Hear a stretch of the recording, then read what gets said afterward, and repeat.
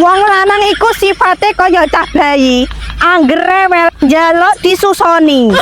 Nek wong wedok sifate kaya HP, anggere wel njaluk dicas. Wong wedok senengane barang atos.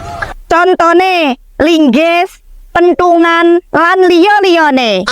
Nek wong lanang senengane barang sing empuk-empuk. Contone donat sing bolong tengahe, roti sing gulane pliket. Hayo muring-muring ngertenono iki mono konten komedi. Iki ana sing aneh. Wong lanang katok jerone jenenge sempak. Wong wedok katok jerone jenenge cawet. Terus jajalan padha apa ora rasane sempak karo cawet. Mergane kesepakatan kuwi jenenge celana dalam.